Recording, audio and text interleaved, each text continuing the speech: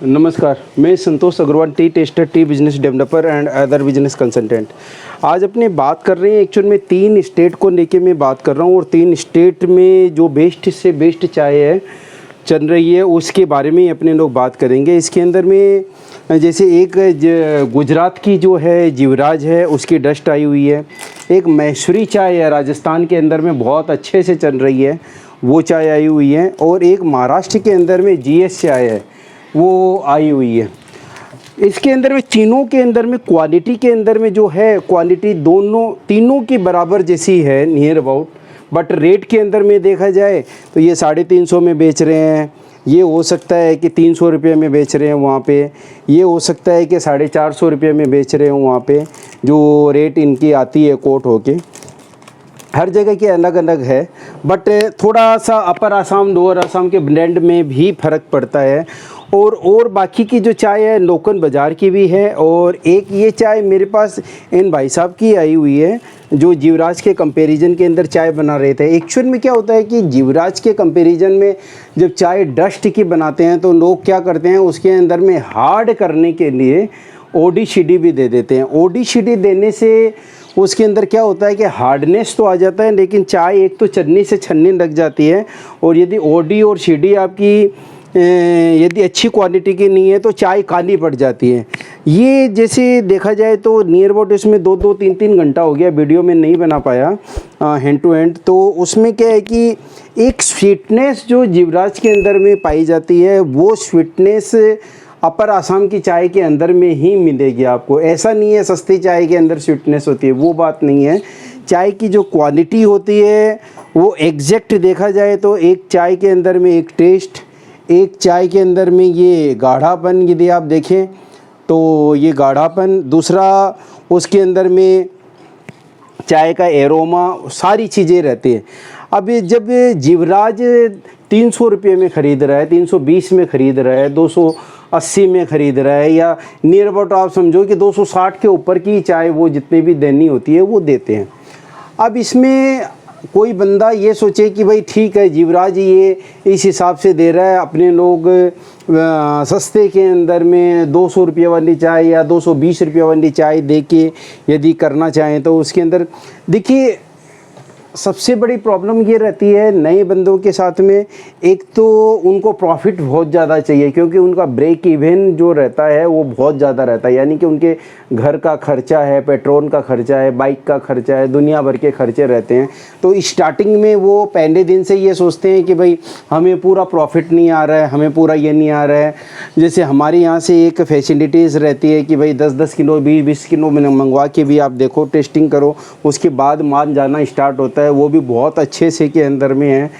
Regular में R&D हर brand को लेके यदि अभी देखा जाए तो आप R&D करके इतनी चाय इकट्ठी हो गई होगी। जैसे कि जीवराज की मैं चाय दिखाता हूँ आपको।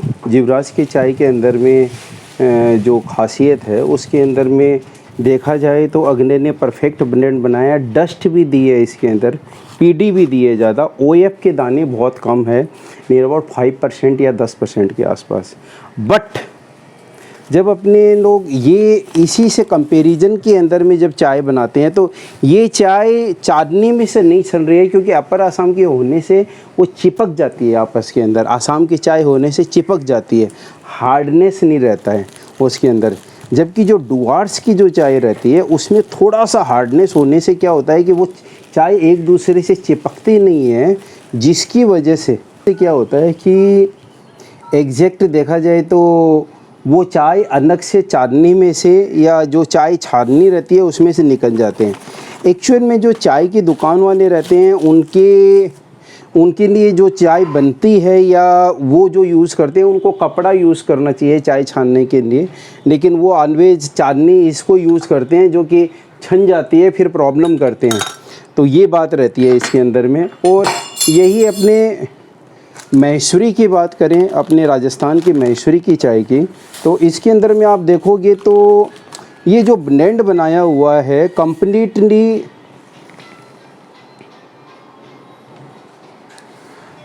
कंप्लीटली ओएफ और पीडी बेस बनाया हुआ, इसमें डस्ट का नामो निशान नहीं है महेश्वरी का, लेकिन चाय ये भी जोरदार है। अब वो उधर पीडी और डस्ट का है और इधर आपके ओएफ के अंदर में देखा जाए या ओएफ और पीडी के ब्लेंड के अंदर में मैं देख रहा हूँ कि इन्होंने लाजवाब चाय बना दी।